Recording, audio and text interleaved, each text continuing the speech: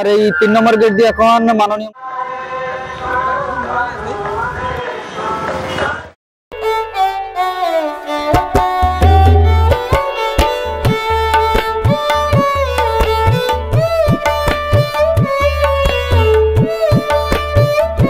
এখন আছি সৈকত শহর দীঘাতে, কিন্তু দীঘার এখন নতুন পরিচয় হচ্ছে জগন্নাথ ধাম। তাই এখন আর সৈকত শহর না বলে দীঘাকে জগন্নাথ ধাম হিসেবে পরিচিত করা যেতেই পারে। তবে এই ধাম শব্দটার মধ্যে কিন্তু বিতর্ক শুরু হয়ে গেছে, কারণ পাশের রাজ্য যে উড়িষ্যা, তারা কিন্তু অবজেকশন জানিয়েছে যে সত্যি কি এই ধাম শব্দটা ইউজ করা যায় কিনা।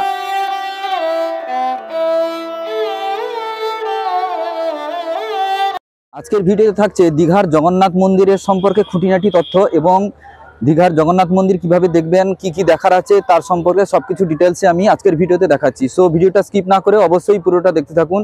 আর আমার চ্যানেলে যদি নতুন এসে থাকেন তাহলে অবশ্যই চ্যানেলটিকে সাবস্ক্রাইব করবেন এবং পাশে থাকা বেল আইকনটিকে প্রেস করে দেবেন।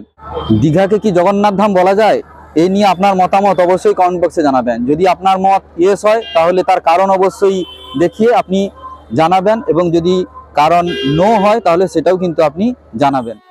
সৈকত নগরী দীঘার মুকুটে যোগ হলো আরও একটি উল্লেখযোগ্য পালক। আপামর বাঙালিকে কষ্ট করে ট্রেনের টিকিট না পেয়ে হতাশ হয়ে আর বসে থাকতে হবে না ঘরের ভেতর, কারণ সৈকত নগরী এখন জগন্নাথ ধাম। জগন্নাথ দেবের নতুন আবাসস্থল পশ্চিমবঙ্গের দীঘা। এখন যখন খুশি চাইলেই দেখে যেতে পারেন জগতের নাথ জগন্নাথ দেবকে। মন্দির উদ্বোধন উপলক্ষে অনন্য সুন্দরী দীঘা সেজে উঠেছিল আরও অনন্য রূপে। মন্দিরের গেটগুলোর সামনে এরকম নীল সাদা কাপড় দিয়ে তৈরি চাঁদোয়া দর্শনার্থীদের প্রখর রোদের হাত থেকে মুক্তি দিচ্ছিল। মন্দিরের চারপাশে ছিল এরকম সেলফি পয়েন্ট। রাস্তার উপর রঙিন পতাকায় মুড়ে দেওয়া হয়েছিল। দুপাশে বড় বড় হোর্ডিং ও কাট আউটে পরিপূর্ণ ছিল শহরের রাজপথ। আর মন্দিরের সামনের রাস্তাটা ছিল এরকম নীল কার্পেটে মোড়া, যাতে দর্শনার্থীদের হাঁটার কোনো অসুবিধা না হয়। সারা রাস্তা রাজ্যের মাননীয় মুখ্যমন্ত্রী সহ নানান ভিআইপিদের গাড়ির আওয়াজে পরিপূর্ণ ছিল।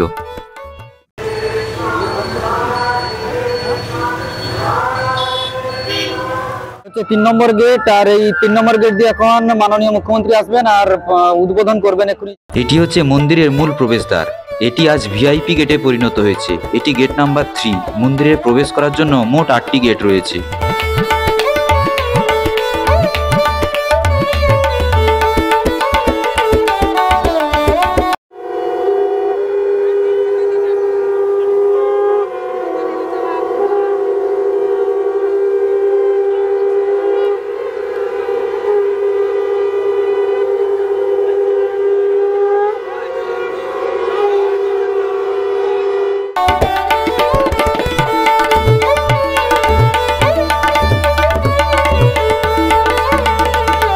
তিন নম্বর গেট দিয়ে প্রবেশ করতেই দেখা গেল এই জনসমুদ্র। সবার বসার জন্য চেয়ারের ব্যবস্থা করা হয়েছিল। মূল মঞ্চে চলছিল তখন সাংস্কৃতিক অনুষ্ঠান।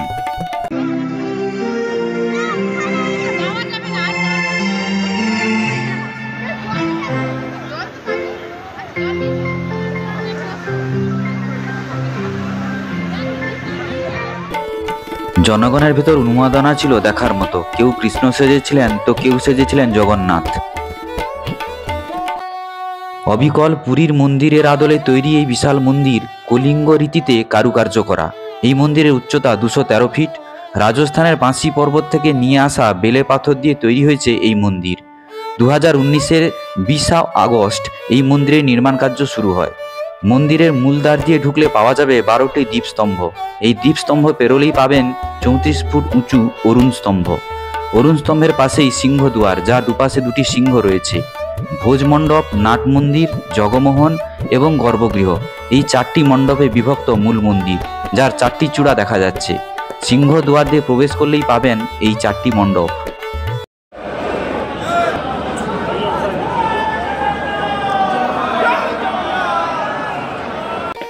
ঠিক বিকেল 3টায় উদ্বোধনের পর খুলে দেওয়া হয়েছিল মন্দির জনসাধারণের জন্য। আর হুড়োহুড়ি উন্মাদনাটা নিজের চোখেই দেখুন। ভিডিও করা তো প্রায় অসম্ভব হয়ে পড়েছিল। তবে জগতের নাথ জগন্নাথ দর্শন তো করতেই হবে।